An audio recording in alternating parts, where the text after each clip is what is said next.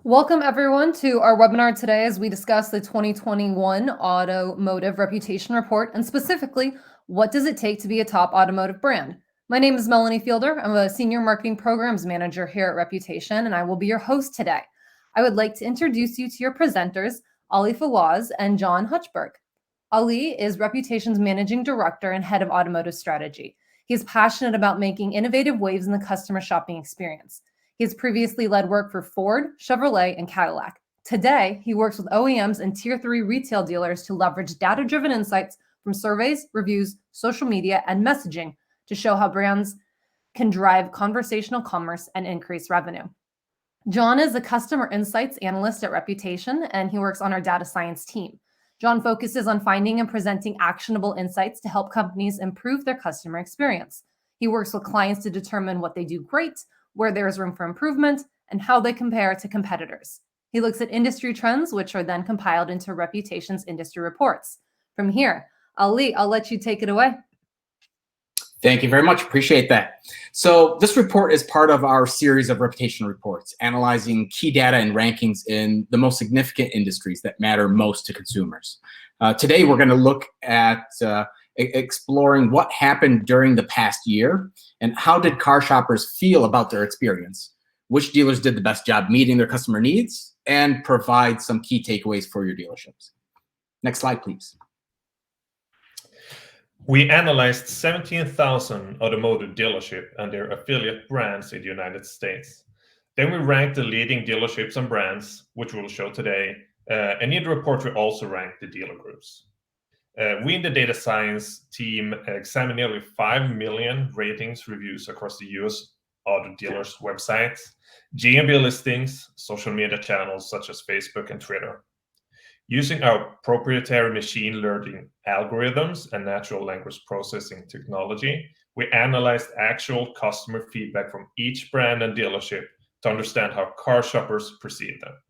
This makes it possible for us to drill down into different categories such as sales, service, waiting time, pricing, cleanliness, etc., to see where each brand, group, or dealership excel or need improvement, or how the industry overall is performing. To dig deeper, we partnered with the research firm YouGov to survey 1,000 consumers to learn more about how they research and purchase cars and to learn about their trust in reviews. From there, we published rankings for the leading dealerships and brands across several categories, including luxury and non-luxury. Next slide, please. So what does it take to be a top automotive brand in this market? If we go to the next slide. What we found was that 80% of people read reviews before they ever purchase a car. And Google My Business traffic has increased 15% year over year. Additionally, customers still value the in-person shopping experience. In fact, 60% of positive sentiment reviews are about that experience, right? So customers still want to have their hand held. They want to kick the tires. They want to be on site where they can speak to somebody face to face. And finally, we've proven out a correlation between sales and reputation score. Dealers that actually improve reputation score also see an increase in sales of up to 10%. And we'll dig into that a little bit further. Next slide. So reviews are more important than ever today. In fact, review volume is up in 2021. The independent third-party survey performed by YouGov, which is a well-respected third-party market research company, showed that while our survey focused on auto consumers, this data confirms that consumer reliance and trust is in these reviews. Next slide, please. The data science team looked at Google My Business activity, and what we found was traffic was up all over, really, overall. This increase in activity shows that shoppers have been actively using Google to learn where to buy a car.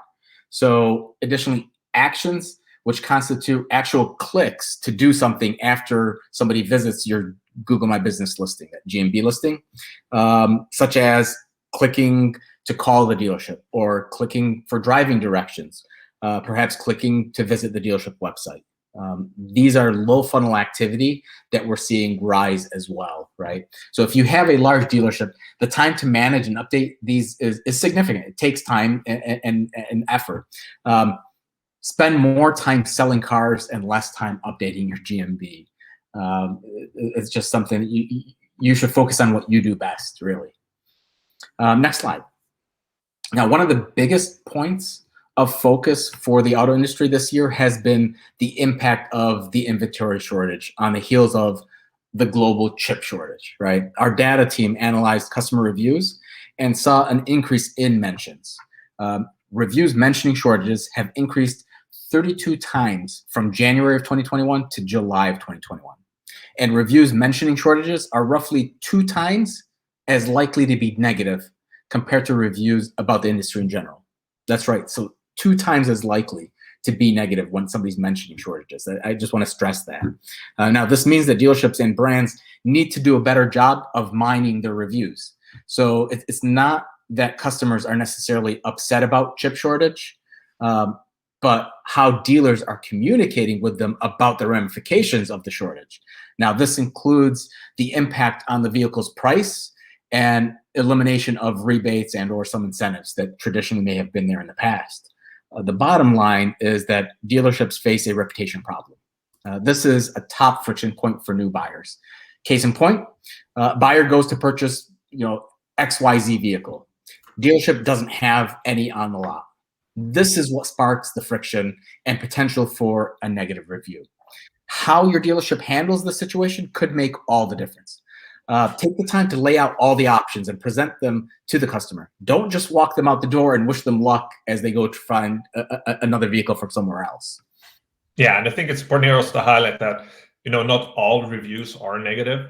When we were digging into the reviews, we saw that reviews that were positive focused a lot on the customers really appreciating that the dealership manages to find a car that, met their needs. It's also that if the client or customer had a specific car in mind, that the dealers kept them updated. So they could say, we don't have the car yet, but we have found it, or it might come in 3 months. Just keeping them updated will keep them happy. So even though the current situation with chip shortages can be challenging, there's still a real opportunity to build some customer satisfaction. Next slide.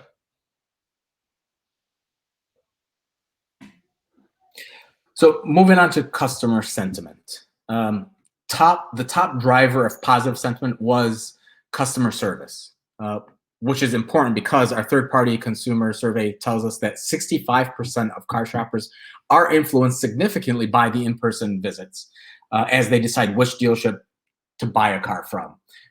This is significant as we see the industry moving more towards digital. The in-person experience is still immensely important to shoppers. And when we analyze shoppers' perceptions of dealerships in their online reviews, we were impressed by how often customers praised individuals by name for providing friendly, knowledgeable service and for making the purchase of a car less stressful, right? So let's break this down further. So we can use the amount of time someone comes to greet you, for example. How long between the time that they walk in the dealership to the time somebody approaches them and welcomes them to the dealership? Perhaps it's a test drive that they're coming in for. How long does it take to get the vehicle prepped and ready and hand them the keys and do the walk around with the vehicle and get them out there? We know that sometimes you could be juggling multiple customers. Are you making one customer wait 15, 20 minutes just for that test drive? Or are you making sure that you're spacing your time accordingly? There are things like this that make a big difference. So these are the type of different areas where you need to focus on. Next slide. On the other hand, there is negative sentiment, right? The top driver of negative ratings is price, which is not surprising. We know that 82% of consumers say price is the most important factor when shopping for a car. But it's important to note that in our analysis of reviews, we noticed that complaints about price didn't always focus on high price per se, but unexpected costs. So the prices are being driven up right now due to the chip shortage and not clearly being communicated. Essentially, what I'm saying here is that nobody likes surprises, least of all customers making one of the most expensive purchases of their lives. So it's not too surprising that price is a top driver for negative sentiment reviews. Better to have these conversations about price with your customers upfront regarding the chip shortage and avoid tacking on any additional fees at the end of the sale process. If you're looking for more actionable items, you can actually download the full, complete Automotive Reputation Report, and you'll see we break it down a little bit further for you as well. Next slide. Effectively, reputation management is a key part of any top-rated dealership strategy. With effective reputation management strategy, you can see sales volumes increase up to 10%. So, for example, we did a study, and we've done this survey for multiple OEMs and large dealer groups. And when we have a platform deployment for a dealer group or a brand in general, what we find is we're able to track and identify dealers based on the reputation score and based on how they're performing, what they're doing. They have the tools on hand to identify perhaps hot button issues and then make changes accordingly based on the data that they're actually reviewing through their platform. And through this, we're able to identify that locations or dealers that actually improved their reputation score by about 150 points in a 6-month period saw a lift of about 10% in sales volume. Now, on the flip side, we also examined in the same period dealers whose reputation score decreased by more than 50 points. And what we saw was those stores saw about a 3% decrease in sales volume. So there is a correlation between reputation and sales volume. There is something definitely there. Next slide. So when it comes to reputation score, how does it actually work, right? Reputation score aggregates your entire reputation across millions of data points into a single metric, allowing you to fully understand overall brand health and future growth potential. So the patented algorithm behind reputation score are based on over a decade of deep machine learning and providing businesses of all sizes with reliable index of brand performance. Key areas of reputation score include visibility, engagement, and sentiment to deliver the most accurate view of what people feel, say, and think about your dealership. Factors of these categories include star ratings, search impression, social engagement, listing accuracy, that's business listing accuracy we're talking about here, review volume, review spread, review recency, review length, and of course, review responses. Again, this is some of the data that we looked at that when we scored dealerships, we were able to see those stores who actually improved that reputation score based on these factors saw that 10% lift in sales volume. And many of the OEMs that we work with rely heavily on reputation score when it comes to looking at the full landscape of how the dealer body is performing and identifying leaders and laggers, for example.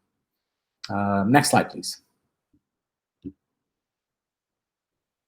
So now I think we're going to transition over to the OEM rankings, something that I'm sure you guys are excited to hear and learn about, which is the rankings from the Reputation Report.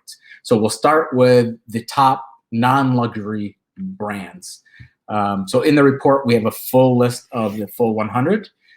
Here, we're going to just give you a glimpse into the top 10. And as you can see here, Nissan earned the highest reputation score among non-luxury brands. Having the highest visibility and engagement score were vital for Nissan's top ranking. Again, that visibility and that engagement. Visibility simply means, how easy is it to find Nissan stores? Are they on multiple sites? Are you able to find them on Google, on GMB, on Facebook, on Cars.com? Are the reviews on DealerRater? It's essentially all those different places. And then engagement score, essentially what we're saying here is, are you engaging back with your audience? And Nissan is doing a phenomenal job engaging back with their audience here as well. The brands making the biggest improvement were Honda and Mitsubishi, which respectively increased their scores by 53 and 55 points. Honda jumped from number 12 to the number 3 spot, while Mitsubishi jumped from the 17th to the 4th spot. They're all improving their sentiment, visibility, and engagement scores, and that's helping make that climb. Yeah, and I think it's really interesting to see here just how tight the race actually is. If we see from rank 5 to rank 10, it's just like a 10-point range there. So the opportunity to climb with the rankings for the next report are very much there. And also, if we look at Chevrolet and Buick, who already have a very high sentiment score, if they were to focus on their visibility and engagement, they could climb up to the top 3. So there's a lot of opportunity here for each brand to try to fight to get to the top. Yep, absolutely. And again, here you're only seeing a little glimpse of the top 10. If you wanted to see the full list of rankings, again, you can download the full report and you'll see it there. Just to note, mention, the industry average is around 631. So just to give you a gauge of where the industry average is overall. Next slide, please. So now we're going to focus on the luxury brands, right? And again, here we're only showing the top 10. Infiniti ranked highest amongst the luxury brands because it had the highest score in all 3 major categories: sentiment, visibility, and engagement. We talked about visibility and engagement. Sentiment is simply that positive, neutral, and negative sentiment coming from your customer reviews. So this is where we're factoring in the star ratings, and we're factoring in what your customers are saying about you in the reviews, if it's positive or negative sentiment, right? So the fact that Infiniti really is dominating in all 3 areas is what led them to the top spot. Also, Infiniti made the biggest jump in the rankings. They gained 93 points to take the first spot, which is huge. To move a brand 93 points is a big deal. And the brand improvement was across all 3 of those categories: sentiment, visibility, and engagement, with the main driver being the improvement in visibility in particular. Yeah, and here I think it's very interesting to see that the scores are not as tight as we saw for non-luxury. Like Lexus and Infiniti are very close there at the top, but then we see basically at least a 10-point drop between each rank, with the exception of Audi and Mercedes, and then Lincoln and Porsche. So here we see a little bit more of spread in the scores. Yep. And that makes sense. One thing to note as well, I mean, if you look at your dealership, if you have the reputation platform and you see your score, and you may see that your score is higher than the brand scores that you're seeing here. And that's totally possible, because keep in mind, when we're looking at the brand score, it's a compilation of all the stores average into one. So there are some stores that are going to be, breaking the 800 mark and maybe pushing closer to 900, while you've got some stores who might be somewhere in the 300 or 400 range and need a lot more help. Next slide, please. And so, of course, we also have top dealers, and we're going to break that down for you quickly here as well. Next slide. Here again, top 10. If you've seen our previous reports, you know that we'll usually identify and congratulate the top 100 dealers across the board. Here's a glimpse into the top 10. And the bar was higher for making the top 100 list in the 2021 report. The top 100 dealerships in this report earned a reputation score of 884 and above. So that cutoff is pretty high, right? That's 271 points above the industry average. So it's nothing to sneeze at. The average engagement score for all brands in our study was 69%. That said, brands still have a way to go before they reach the 100% response rate. that we recommend. Hendrick had an impressive 5 dealerships that made it in the top 10. And Hendrick, Lexus Charleston rose from number 4 in the last report to number 1 in the 2021 report, followed by Hendrick Volvo Cars of Charleston. Large dealer groups excel at reputation management. So what we find is that 19 of 23 had reputation scores above the industry average. So that's something just to note. And then the top 100 dealerships in this report earned a reputation score of 271 points above the automotive industry average. Yeah. And if we start to look at what OEMs or brands are in the top 100, we see that the most common brand is Ford, who has 20 positions. Then it's followed by Lexus with 16 and BMW with 11. And these are the same 3 as we saw in the last report, only that Lexus and BMW has increased their share a little while Ford has dropped a little. Yeah. Next slide, please. So I think we talked about this earlier, about the study that we performed with multiple OEMs, and we've done this year after year with consistent results. This just kind of shows you what our findings showed when we looked at reputation score across the board. And again, those stores who improved their reputation score anywhere between 50 to 150 points saw about an 8% lift here. And then on the flip side, stores with 50 points or more decrease saw a decrease in sales volume by almost 3%. Next slide. So here's rep score in live time. I wanted to show you guys, what does reputation score look like and how can you see what your score looks like. Even if you don't have the reputation platform, you can still see what your score is. So if you didn't round out in the top 100 in the auto report and you're wondering, well, where do I sit? All you need to do is visit repscore.com. I'm going to show you my screen here. There we go.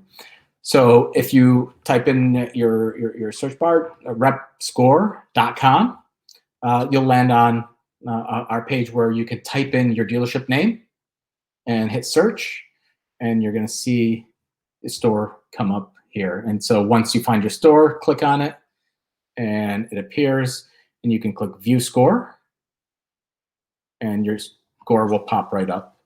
So in this case, we're looking at Mercedes-Benz of Naperville, and their average reputation score today stands at 751.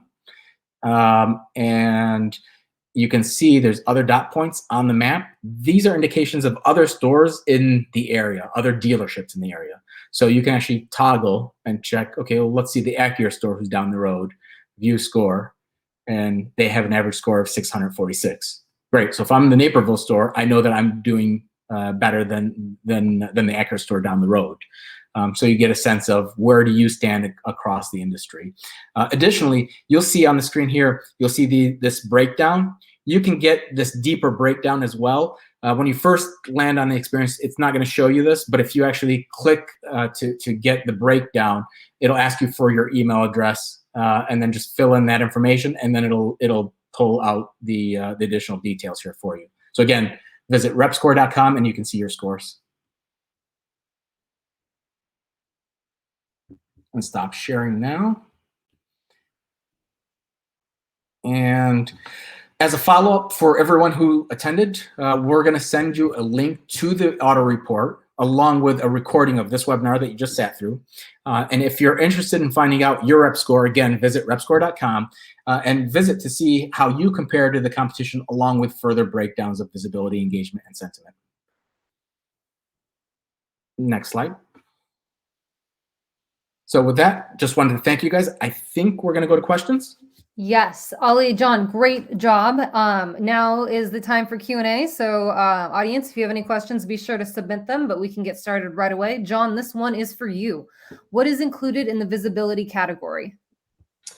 The visibility category is what we see affect your visibility online. So there we are looking at what's your review volume, what's your review spread, and your review recency. Basically, parameters that will make you be found on Google and making people look at you. We also look at your search impressions, both on a per name basis, and we also look at it by dealerships near me or your brand, like trying to find how often are you coming on the top and rate that. And we also look at your listing accuracy to make sure that everything you have out there is up to date and correct.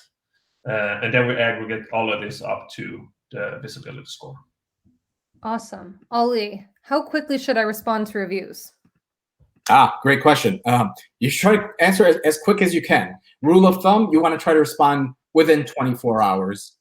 It's acceptable to even go as far as 48 hours, but I would recommend if you can answer within the first 24 hours, you're in a good position.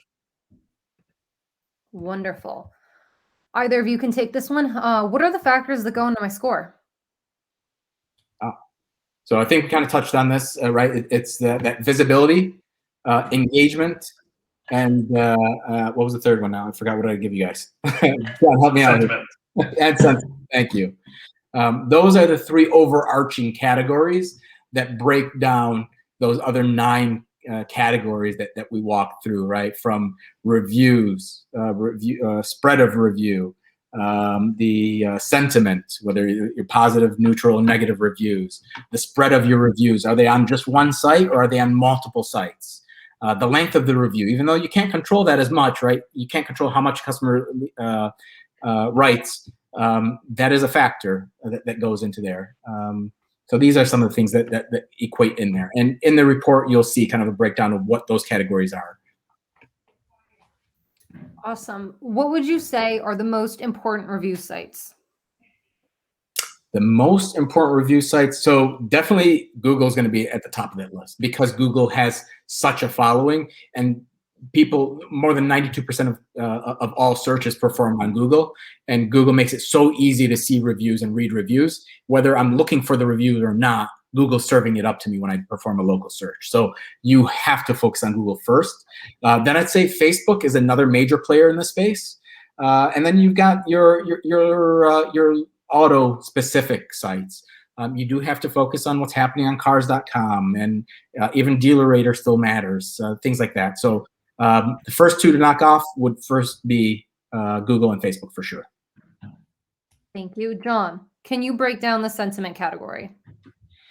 Yeah, I think we actually got a really good explanation there. The sentiment category is basically what is your online reviews, where we have different sites have different weights, with Google being the biggest one by far.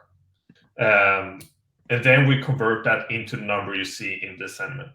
We do have more weight for more recent reviews, as that is usually what pops up first when people are looking at your sites. Wonderful. Well, once again, thank you, Ali and John. Everyone tuned in. As a reminder, this recorded webinar will be available if you'd like to revisit or share it with anyone else. Have a wonderful rest of your day. Thanks, everyone.